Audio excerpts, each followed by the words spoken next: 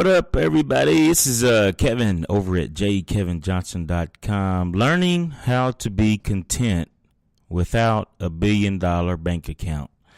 Learning how to be content without $1 billion. That's the discussion for today. Just I've been thinking about the last couple of days. I've been thinking about this $1 billion. Been on the YouTubes lately and kind of following down some. Well, actually, I had a friend of mine send me a link to a particular documentary, and after watching part of that documentary, I fell down the YouTube trail, the YouTube rabbit hole, so to speak, and I happened upon a few documentaries talking about the new $1 billion elite that's emerging within China specifically, and some of the things that they're getting into, and just looking at, what the lifestyle of $1 billion, what that would look like. Also, I just kind of skimmed over a Forbes article. It was a kind of interactive article in which you could kind of play around with it, some of the variables in it, and it shows you like different things of what $1 billion in plus could purchase you. You could get a $500,000 car, like a Rolls Royce or something like that. You can probably get a Bugatti. You can get some private jets. Maybe you can maybe a small island or a nice house, or you can get a whole number of things. It was just a little interesting and fun article to kind of skim over as the world is focused on this $1 billion while other things are taking place as far as wars, famine, disease, and on a broad level, but also if you go to a deep, go on a more closer level, you can see a lot of other things taking place. But just thinking about the $1 billion and just kind of, fantasizing for a moment, taking a dream break, and realizing that $1 billion is great.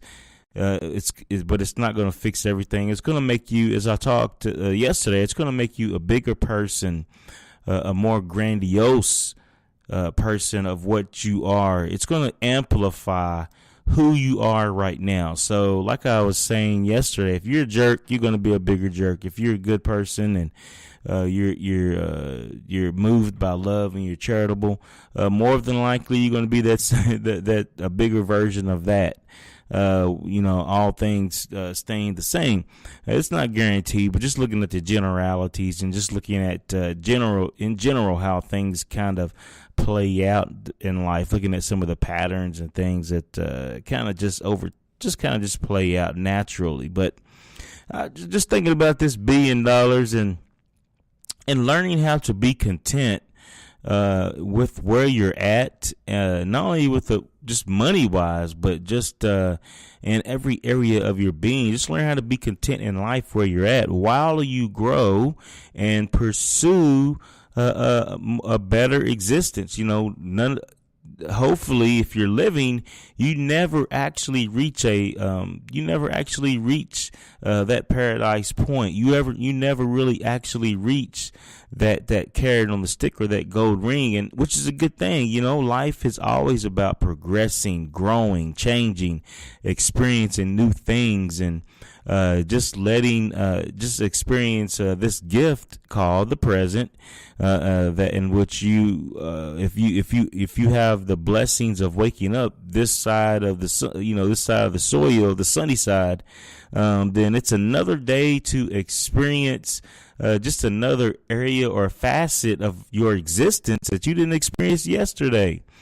So wherever you may find yourself in listening to my voice and experiencing consciousness, just make it try to make it a goal of yours to really squeeze out that special something about a day that you didn't experience yesterday. It doesn't have to be big, and more than likely, it doesn't have to. it doesn't always have to be big. You know, a lot of us have lives in which we have a lot of built-in routine. We don't have a lot of wiggle room. We don't have a lot of margin in our lives, a lot of cushion as far as time, energy, and effort to play with. So, you know, wherever you can get that little nugget, that little inch, that little small space of just newness and joy and love of life, take it. So just don't focus on the $1 billion. Don't allow the world system to get you focused on this fake green money, this fake green paper that doesn't really exist anyway. It's just digital.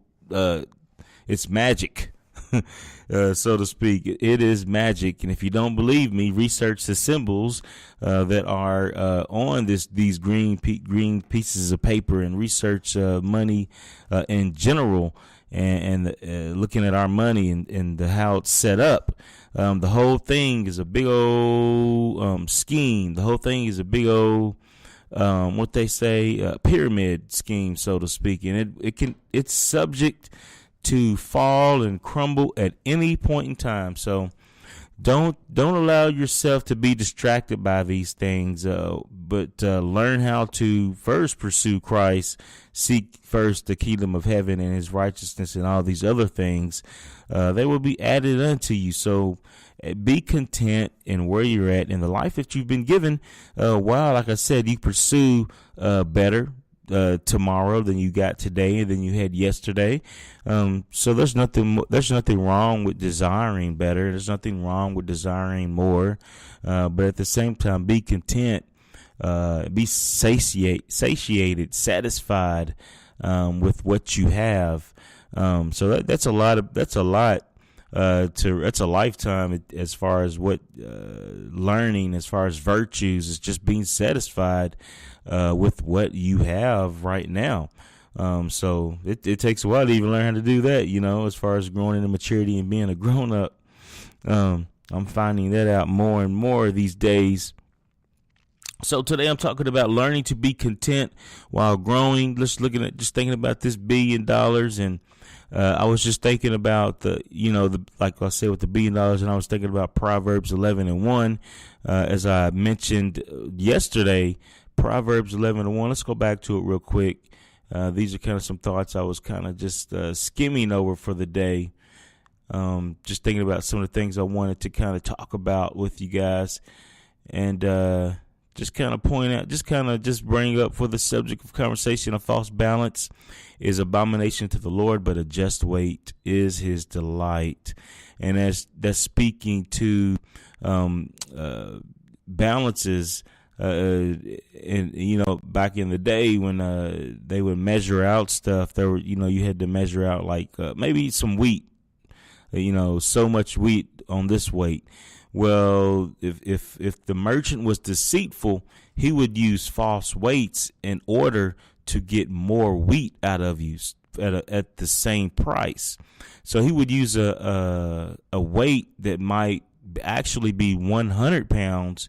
It might say 100 pounds, but the weight might actually be 105 pounds, so to speak. So every person that comes to his station to weigh the wheat, he was stealing 5 extra pounds of wheat off that person. So that's what it means to have a false balance, false weight. It's not just. And then likewise, when he goes to sell it, it was to be like, well, I'm going to sell you 100 pounds, when in actuality it's really 95 pounds. So he got you coming and he got you going. And this principle holds true with our banking system that we live under today, that was set up on Jekyll Island in the early 20th century. And you can go into more into that if you'd like, with a great documentary to start off with, is The Creature from Jekyll Island by G. Edward Griffin, who's a great he's a great researcher, and many things dealing with our system and the world in which we live. He's very knowledgeable, good at giving you some understanding so you can be wise about making some better decisions in a whole host of areas. One being our banking system and money and stuff like that. So you could get on YouTube and you can actually order the book off Amazon, or you can get on YouTube and look at the documentary that he put out that's based on the book. A documentary is a nice short movie based on documents. So you can. That's a great way. That's a great one to start out with, to get familiar with our economy and how it's based on deceit, and how it's really it's a house of cards that can fall and be manipulated at any point in time. So you shouldn't put your faith into it. Learn to live with it. It's an enemy that we have to learn. We're born into. We have to learn how to deal with. But don't put your faith in it. Don't rest in it, because it says saying it's not a good foundation. And also, let's Proverbs 20:3. I kind of looked at that too. Proverbs 20 and 23. Let me go there real quick. Divers weights are an abomination to the Lord, and a false balance is not good. Just going over that thought again. And then Hosea 12:7. Hosea 12:7. Let's go there real quick. Just kind of wanted to form some foundation with some scriptures. This is a Christian perspective show, so I do use a lot of verses and whenever I do these podcasts, because this forms the framework, the mindset, the perspective, the view on which our conversation rests, on which this podcast rests.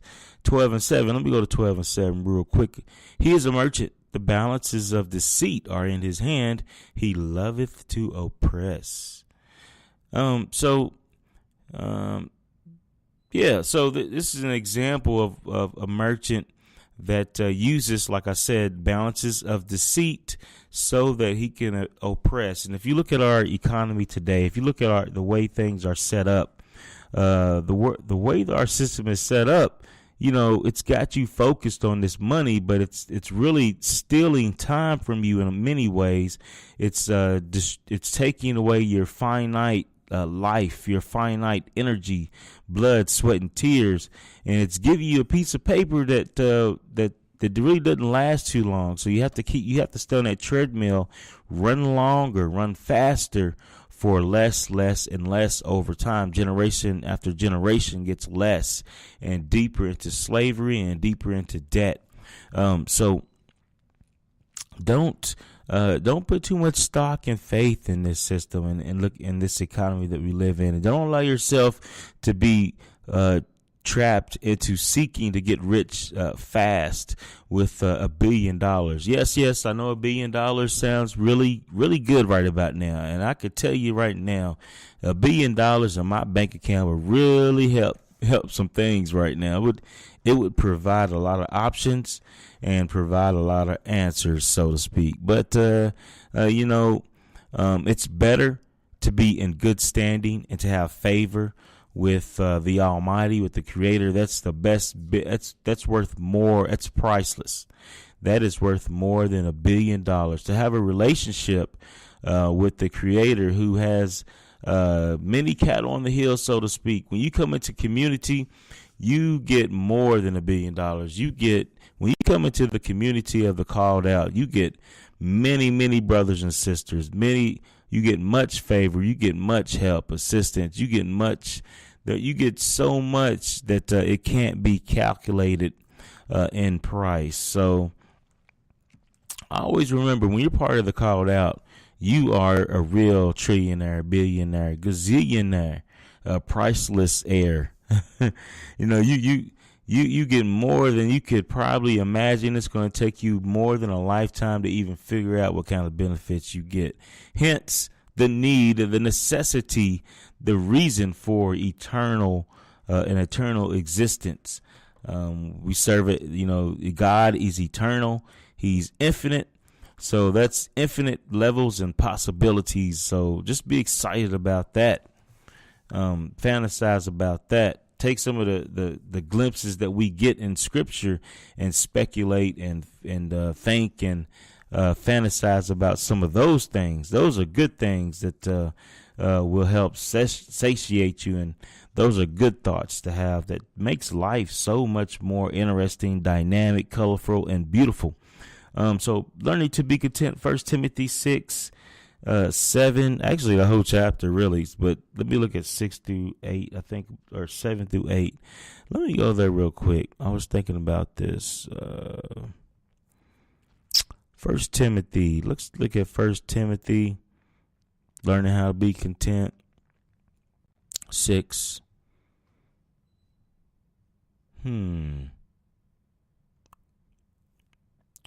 Let's go to 6 and 6 real quick.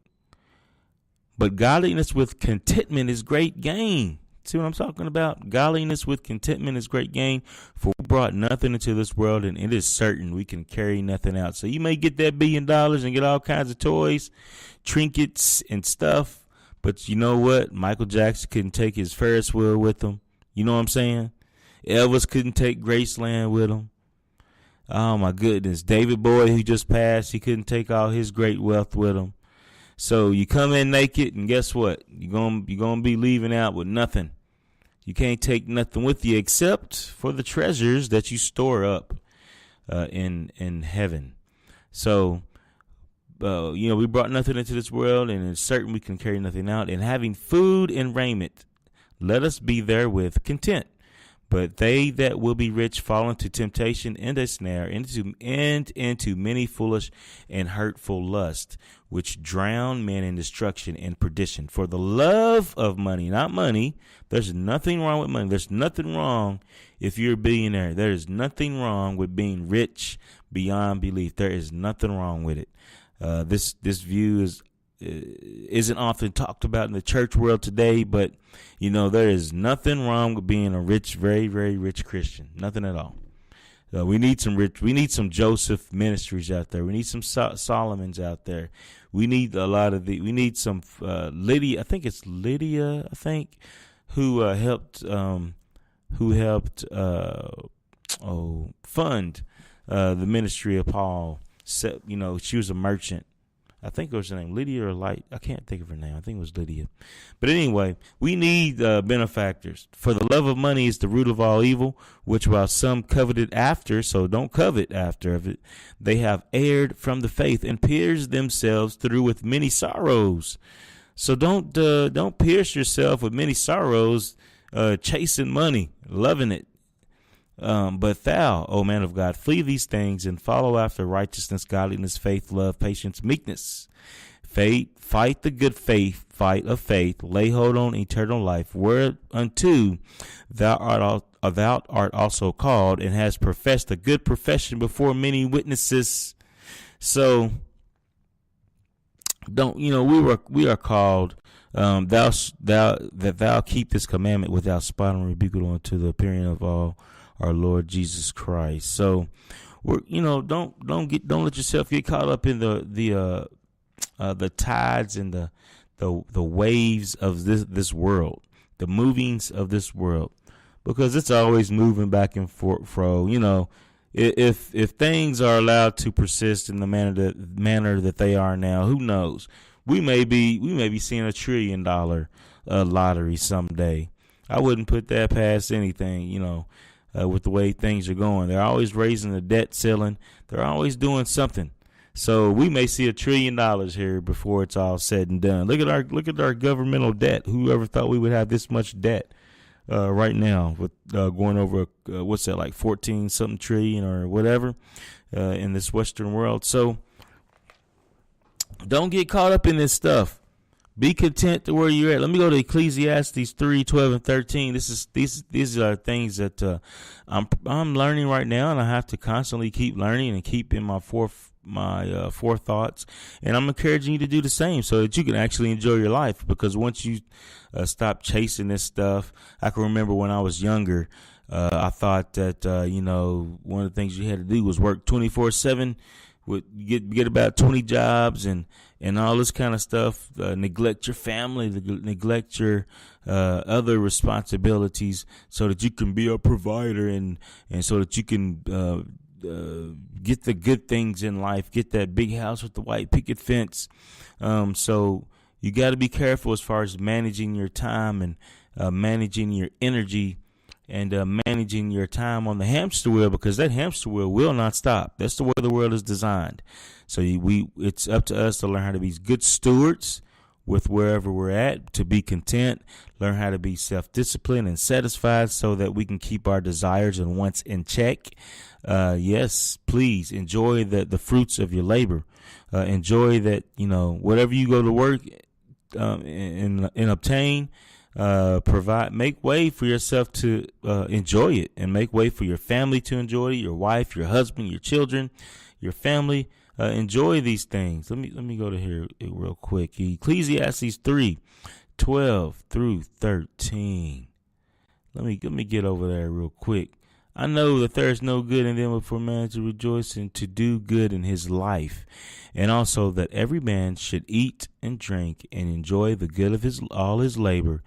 It is the gift of God. So it's the gift of God that you go to work, you get up every day, you fulfill your responsibilities. You be a man or woman of integrity. Whatever your hands are set out to do, you do it well. And what you could do what you can do today, don't put off till tomorrow. You be a good employee, be a good employer, you be a good entrepreneur, you be a good whatever it is, servant, whatever you are, wherever you find yourself, be content and be good at it, and then enjoy all the fruits that it may bring you and provide for you in your life.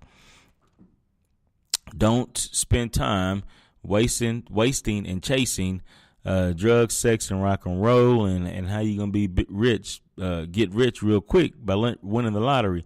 I know I had in the past. I had a previous job to where I was in a lot of businesses, and I was in a lot of grocery chains and a lot of convenience stores. And one of the things that kind of irked me was that in view of me trying to do my job in these locations, I would always have to wait behind lines of individuals purchasing multiple lottery tickets, hoping to get the big one, hoping to get that next, be the next big winner.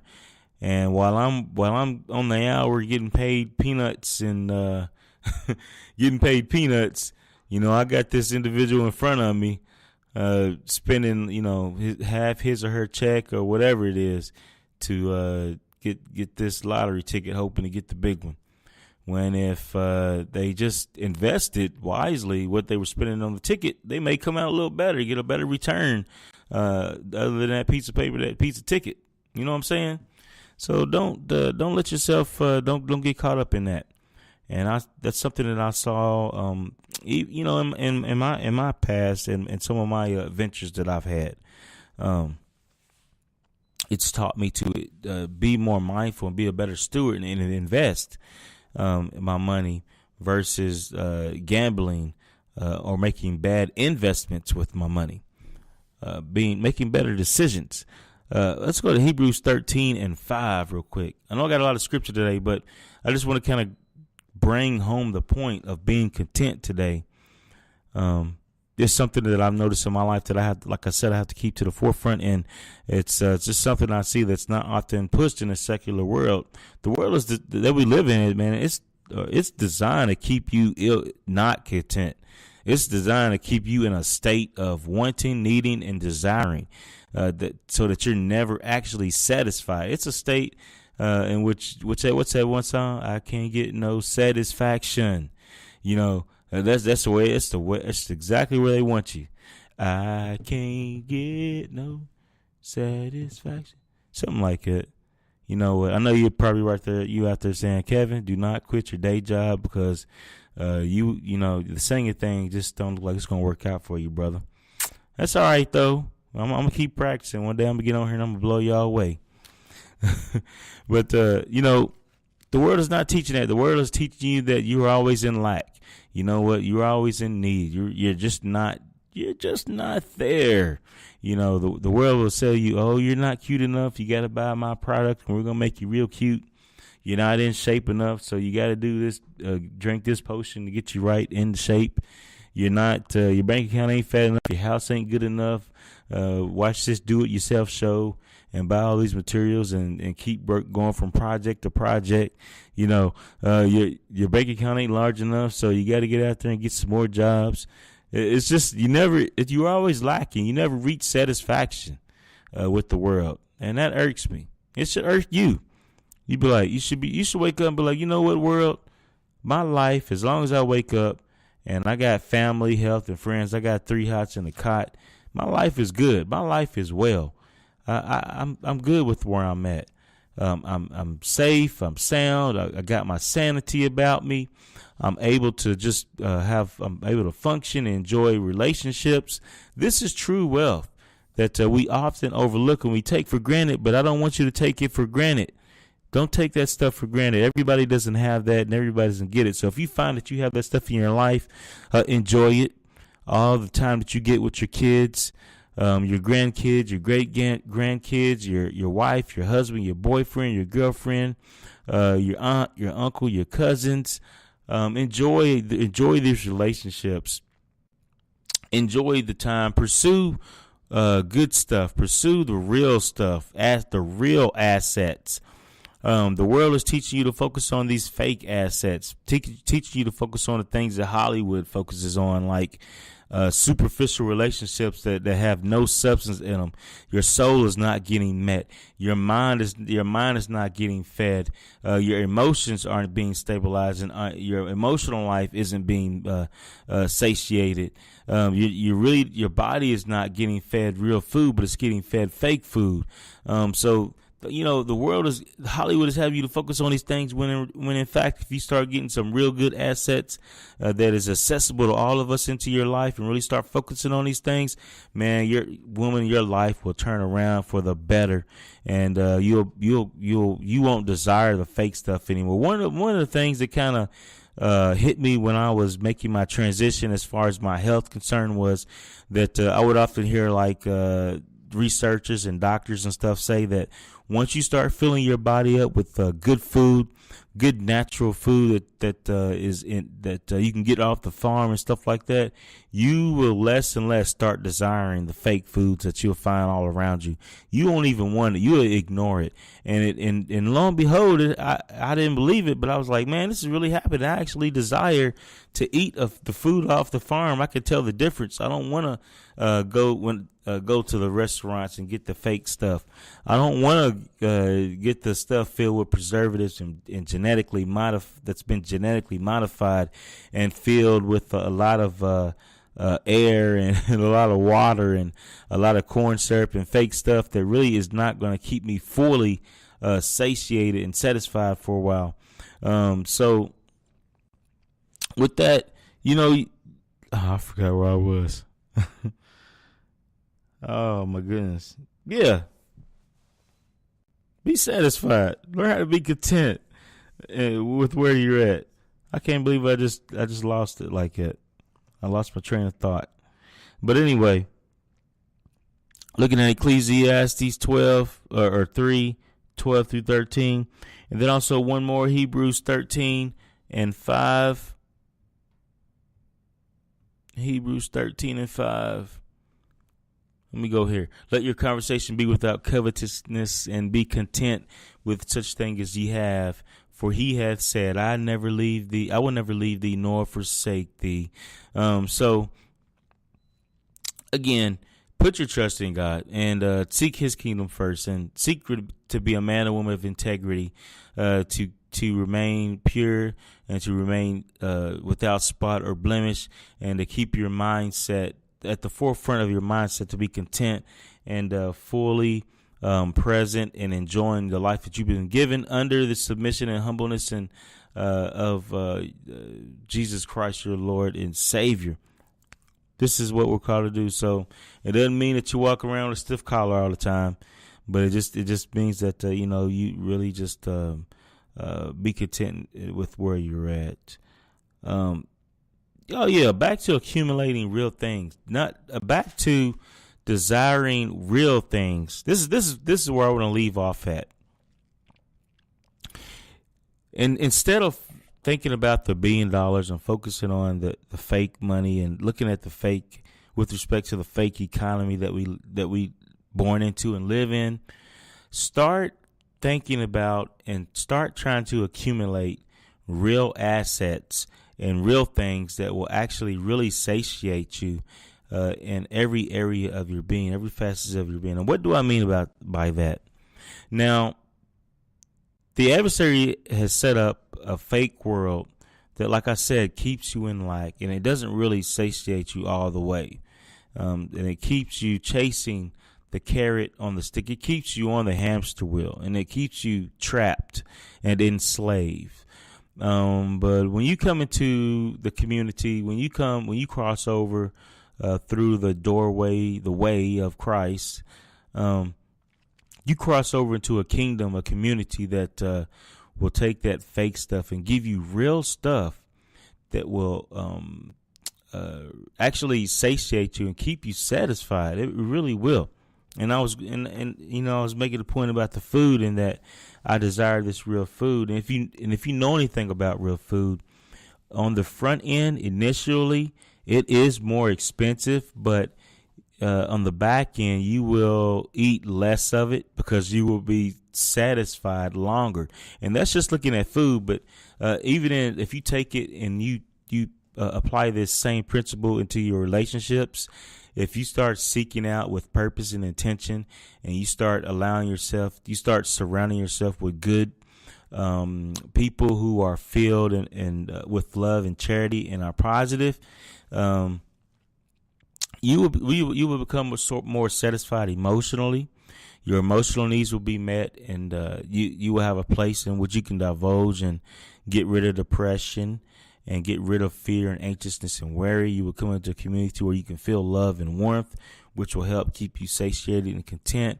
And then also mentally, you will come into a community that will challenge you mentally and keep you sharp, help clear up some things that you may not have some clear understanding about. You will come into a community that is filled with all kinds of people with different levels and expertise in different areas of knowledge that will help give you understanding about your situation in your life, and that will help you distill nuggets of principles, instructions, and wisdom that will help you along your way in your journey, and help grow you into a mature person and help you be the best you that's coded in your DNA for you to be.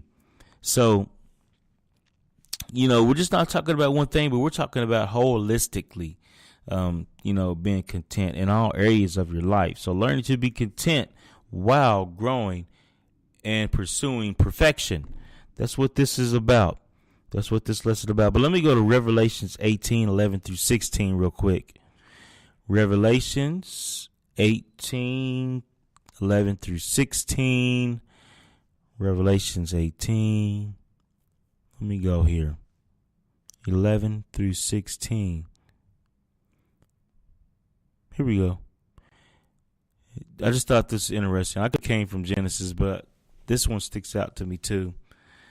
And the merchants of the earth shall weep and mourn over her, talking about Babylon being destroyed, for no man buyeth their merchandise anymore, talking about nobody's purchasing from Babylon.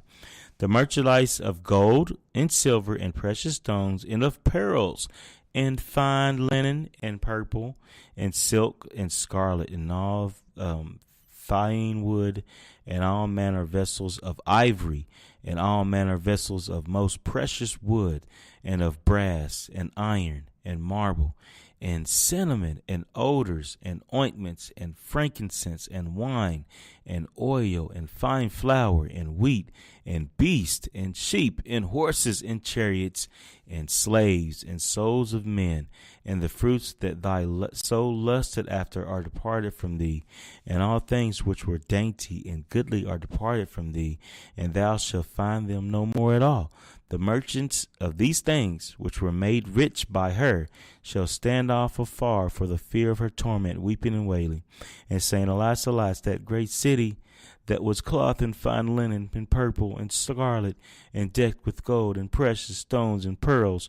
For in 1 hour so great riches is come to naught, and every shipmaster and all the company and ships and sailors and as many as trade by sea stand afar off, and cried when they saw the smoke of her burning, saying, What city is like unto this great city? And they cast dust on their heads and cried, weeping and wailing, saying, Alas, alas, that great city, wherein were made rich all that had ships in the sea by reason of her costliness. For in 1 hour she is made desolate. I won't go any further. But it just, to me, this is what the merchants, those who sold, this is what they sold, and the merchants of Babylon, this is what they dealt in. Now, while we're being taught to chase after fake green paper and fill our bank accounts up with these, the merchants are lining their vaults, their pockets, their storages, their habitations with real assets, real wealth. So this is one area that we, as Christians, or as the called out, the way we often overlook, and that we have to go to work, and we have to have resources in order to live this life. So I admonish you, and I admonish myself to in pursuit and living and being a steward of resources, learn how to accumulate real resources that has real wealth tied to it, and that gives real weight and real satisfaction. Not that these things are satisfying in and of themselves, but these are natural, real assets that have been placed here in this planet for our usage and for our growth and propagation into the universe, for our advancement. And we're being taught as people to not appreciate these things by our educational system and by our religious system and by whatever system, our institutions. We're not being taught to appreciate these things, and it's time that we as a people learn how to appreciate these things. And as we pursue a better life, start pursuing these things. Get more gold into your life. And I'm serious. Get more gold into your life, whether it's for your decoration or whether it's for whatever. Learn how to get silver into your life, precious stones and pearls. Don't worship them. Don't idolize them. But we have to accumulate. We have to have resources. So instead of chasing the paper, instead of chasing the fake materials and stuff, just switch it out for chasing and for pursuing, for accumulating the real stuff. And what I mean by that, if I can clarify it even further, I'll use me as an example. Growing up, I was taught to chase. I was taught to chase the money. I was taught to chase certain things and to pursue certain things. And lo and behold, the American dream became the American nightmare. When in fact, if I would have switched, if I would have changed out some things, I'm teaching my sons to accumulate real things, to be business owners, to learn how to get real food into their life, to get real gold into their life, real silver, precious stones, to appreciate these things, fine linen, purple and silk and scarlet. Appreciate these things, wood, the good stuff, and manner of vessels of ivory and all manners of precious wood and brass and iron, cinnamon. Learning how to appreciate the good spices, the good odors like essential oils and ointments and frankincense, and wine, the good wine. When you go in somebody's house, they have the good wine put up. When you go into one of these so-called elites' house, this is what they have: the good oil, the good fine linen. They have beasts. They have the ranches with the cattle and the sheep on them, and with the horses. This is what they deal in. The chariots, and they slaves and souls of men, which means men servants and women servants. This is what they have. This is what they learn to accumulate. So I'm admonishing you to do the same with your time, energy, and effort. That as you grow and you learn, and as your sphere of influence and power increases, learn how to incorporate these things. Like I said, I'm learning how to incorporate some of this stuff in my life, like cinnamon. I didn't realize how powerful cinnamon was as a spice. Essential oils, I'm learning how to use this stuff in my life. Frankincense, learn how to incorporate that specifically in my life, as far as a practice that helps me in my spiritual walk, helps me with all kind of medicinal purposes and stuff like that. Learning how to just pursue these things, getting good linen, fine linen in my life, appreciating that stuff, versus the other stuff, the big TVs and the Michael Jordan shoes, and all this, things of that nature, the name brand stuff. So hopefully, I'm making myself as clear as mud. If not, just let me know, and just in some way, shape, or form, just leave me a message. You can find me on Facebook at jkevinjohnson. If you type that in, I have a group page, a fan page, and also my regular page.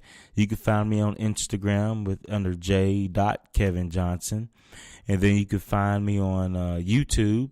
You can find me on my own blog, my own website, the letter J, Kevin Johnson, no spaces.com. And there I try to post articles of hope, encouragement, and just kind of put some stuff up there on the books and documentaries and research that I've done that may or may not help you along your way in your walk. And just for disclosure purposes, many of those links that you link to go to Amazon and also Google and stuff like that, I do get an affiliate. They are affiliate links, which means I do get a percentage if you do actually make any purchases through those links. It's how I fund this operation. Without that, there wouldn't be me sitting here doing this. Well, actually, I am doing it anyway. I do it anyway just because this is what I've been prompted to do, and this is also therapeutic for me too. So this is Kevin over at jkevinjohnson.com. Thanks for you all joining me, lending me your ear. With that, I just want to say peace, love, and hair grease, or may his face shine upon you and give you peace, be gracious unto you, and have a good evening, night, morning, afternoon, whenever and wherever you may find yourself listening to this.